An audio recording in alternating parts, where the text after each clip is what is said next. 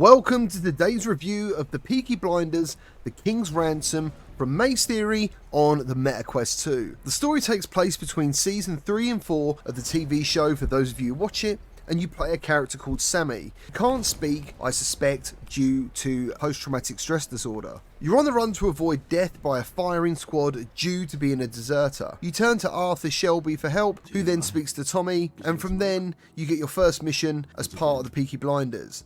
You're hunting for Winston Churchill's red box, and it's a briefcase containing the identities of every British secret agent around the globe. The plot is a really good idea for a game, so in today's review I'm going to tell you if this game is worth your money, or needs to be avoided like Arthur Shelby having a tantrum.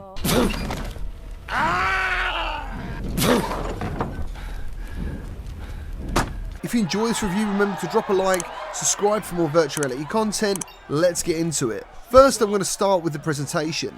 The game itself is pretty detailed, especially for a quest game. In the 5 or 6 locations throughout the story, I felt pretty amazed with most of the scenes. I really enjoyed seasons 1 to 3 of Peaky Blinders, and I thought they did a great job of recreating famous areas like Witton Street, the Garrison Pub, the Shelby home, and the betting shop of Small Heath. Throughout the 3-hour campaign, there's lots of items to interact with, and even though they don't always interact correctly with your actions, it's nice to have stuff to mess around with.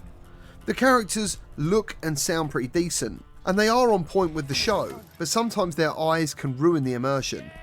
It looks like the developers have used reflections to give them life, and while this might seem like a good idea, they don't reflect what's in the world correctly. Instead, you end up with characters with completely green eyes for no reason, or even lizard eyes from lights that you can't even see in the world. Shadows are mostly pre-made in the environments, and in dark areas you can't use the lighter that you're forced to carry 100% of the time with you, which is a really confusing decision. It simply doesn't give off any light. Instead, you have to use these lanterns that are left out for you, which actually shows the game has a good light engine, so I'm not sure why they avoided the use of the lighter. Environmental sound is good, especially in the later chapters where things are burning and cracking, and the music is very good throughout the game.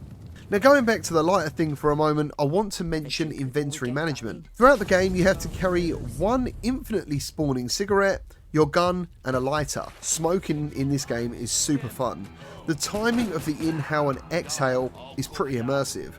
But why you have to carry a cigarette all the way through the game is a little weird to me, especially when you have to pick up items and clips and molotovs that could have been really helpful, and you can't store anything unless it is the lighter, the cigarette, or the gun. There's around 7 different sets of items to collect throughout the game, such as pocket watches, cigarette packets, a radio to fix, and for this review, I think I achieved around 60% overall of all of these to stop myself from speedrunning. Next up is the gameplay, and as a warning, from here on in, things do get pretty negative. I want to add, if you're a fan of the show, I do think you'll find some really good moments in Peaky Blinders, but if you want some actual gameplay and my overall thoughts, here it comes. This game is incredibly short.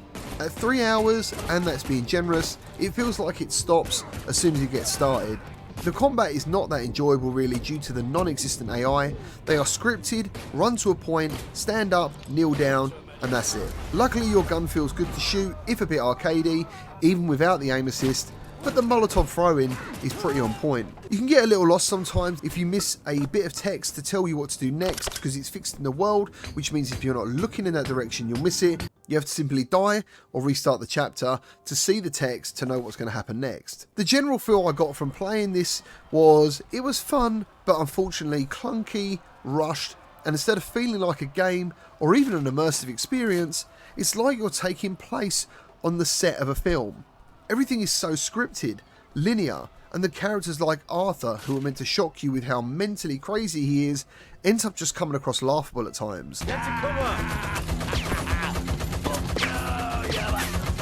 the hell is he even shooting at?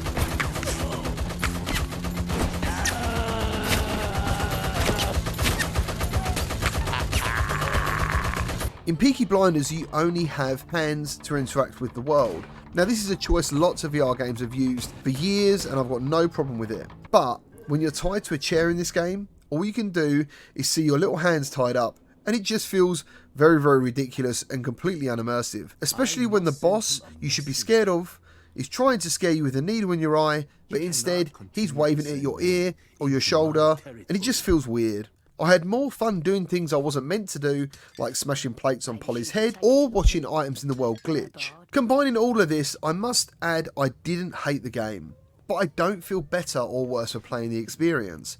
I can't see me ever playing it again, and if I gave numbers on this channel, I would probably give this a 4, maybe 5 out of 10. Hardcore fans I feel will get something out of this, but for everyone else, I would keep moving. Thank you for watching, and if you decide to buy Peaky Blinders, please let everyone know your thoughts down in the comment section below. And if you enjoyed this video and find it was helpful, please hit the like button, subscribe for more virtual reality content, and I'll see you on the next video.